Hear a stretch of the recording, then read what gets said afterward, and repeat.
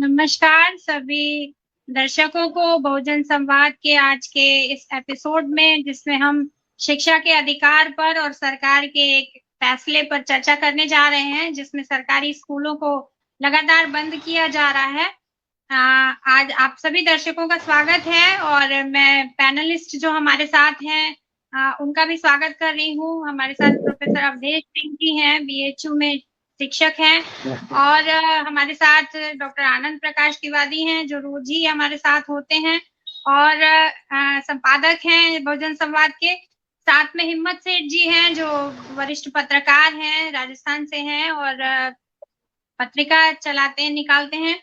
तो आप सभी पैनलिस्टों का स्वागत है आज की इस महत्वपूर्ण चर्चा में, जिसमें हम कह रहे हैं कि न पढ़ूंगा न पढ़ने दूंगा, क्योंकि शिक्षा का अधिकार कहाँ गया ये पूछने की जरूरत है।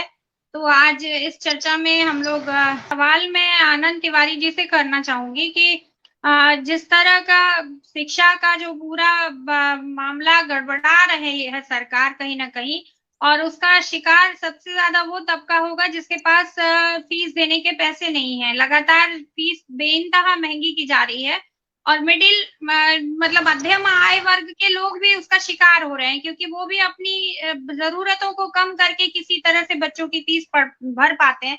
और इंटरमीडिएट के बाद उन बच्चों को जब मेडिकल की आप स्कूल बंद करते जा रहे हैं, सरकारी स्कूलों को बंद कर रहे हैं बड़ी संख्या में, और दूसरी तरफ प्राइवेट स्कूलों में पढ़ाई करने के लिए इतना ज्यादा फीस है कि लोग वहां भी नहीं भेज पाएंगे। तो केवल निम्न वर्ग की ही बात नहीं है, मध्यम वर्ग भी अब अपने बच्चों को इस तरह के कोर्सेज नहीं करा सकता है।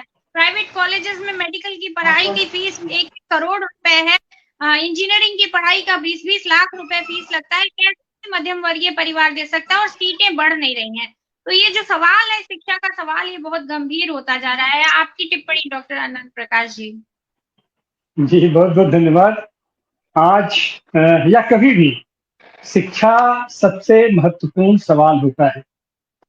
शिक्षा, स्वास्थ्य और सुरक्षा, यही 3 चीजें हैं जो मुख्य रूप से सरकार के जिम्मे आती है, लेकिन हमारी सरकार इन्हीं 3 चीजों से बाहर हटती है।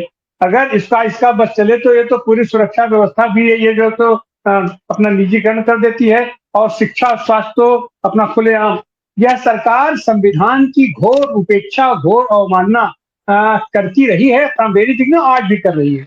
इसके जो हमारे संविधान में समाजवाद शब्द है, वो इसकी गले की फांस बना हुआ है। इनकी हर जगह आप देखिए, ये खुलेआम जो आदमी कह रहा हो कि लोक कल्याणकारी राज्य की जो हमारी परिकल्पना थी, उसको इन्होंने धता बता दिया।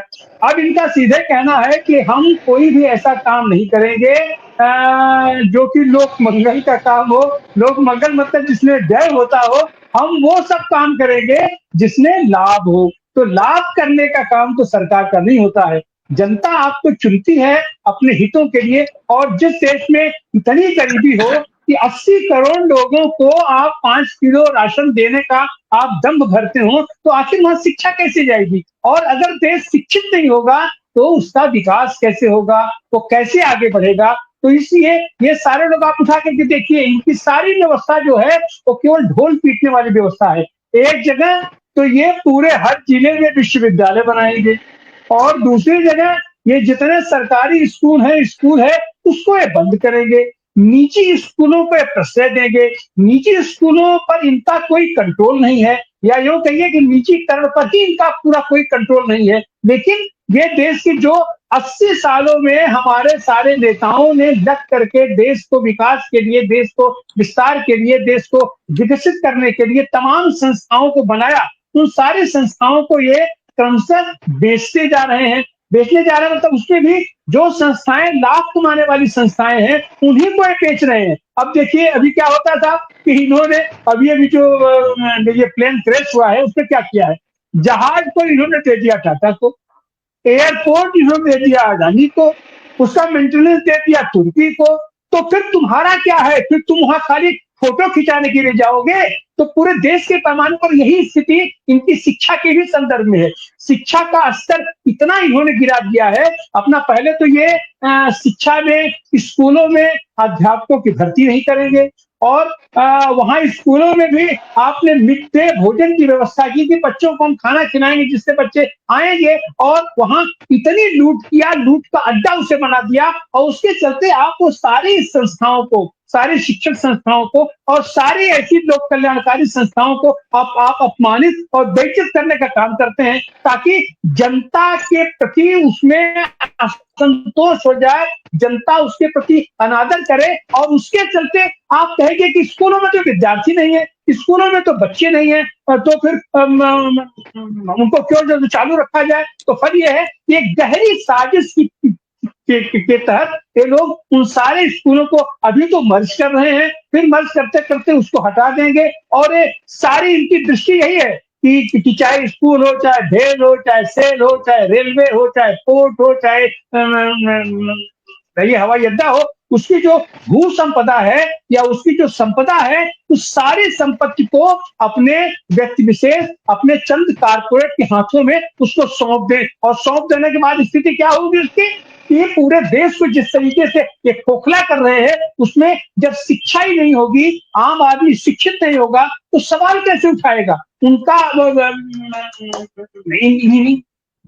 इनकी सारी समस्या सवाल उठाने से है, ताकि लोग शिक्षित नहीं होंगे, अपने अधिकारों को नहीं जानेंगे, अपनी जानकारी नहीं रखेंगे, तो सवाल नहीं उठाएंगे, सवाल नहीं उठाएंगे तो इनको लगता है कि ये जो गोदी मीडिया के माध्यम से अपने आप को विश्व गुरु विश्व गुरु विश्व गुरु का तंबू तान करके, अब आज क्या है, आज की तारीख में दुनिया का जो अपने आप को सरकार समझता था अमेरिका, उसका ट्रम्प जबरदस्ती अपने एक पिट्ठू आदमी से अपना कहता है कि इनको नोबेल पुरस्कार दिया जाए, शांति दिया जाए। तो इस तरीके का माहौल बना करके, तो निश्चित रूप से देश के विकास में शिक्षा का योगदान होता है, और शिक्षा आम आदमी तक पहुंचे, इसके लिए यह जरूरी है कि सरकार उसकी व्यवस्था बनावे, स्वास्थ्य हर आदमी तक पहुंचे। अब क्या करें साहब, अपना स्वास्थ्य के लिए भी स्वास्थ्य बीमा इन्होंने किया है, अच्छा उस बीमा का लाभ किसे जाएगा, तो उस बीमा का लाभ क्या होगा साहब कि 5 लाख तक होगा, 10 लाख तक अपना जो भी होगा, तो वो पैसा भुगतान अस्पताल को होगा।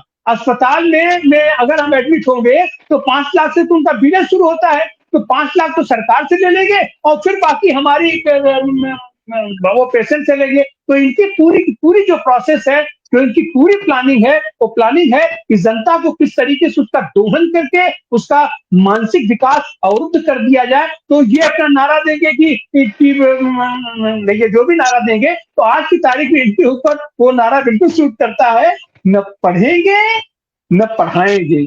एक अनपढ़ आदमी जब हमारा सिर्फ नेता हो जाएगा तो क्या स्थिति होगी, और पूरी दुनिया के पैमाने पर अपनी शीशा लेकर कराएंगे कि फर्जी डिग्री लगा करके बताएंगे कि हम तो बहुत पढ़े लिखे हैं, हम तो इंटायर पॉलिटिकल साइंस में हमने मास्टर कर रखा है, और ये तो दुनिया की ऐसी अजूबी डिग्री है जिसमें कि पूरी दुनिया का अध्ययन हो जाता है, इंटायर पॉलिटिकल साइंस का हो गया। तो इस तरीके की सारी चीजों को करके ये निश्चित रूप से बहुत ही दयनीय है, और बहुत ही इनकी ये निंदनीय व्यवस्था है। हमारे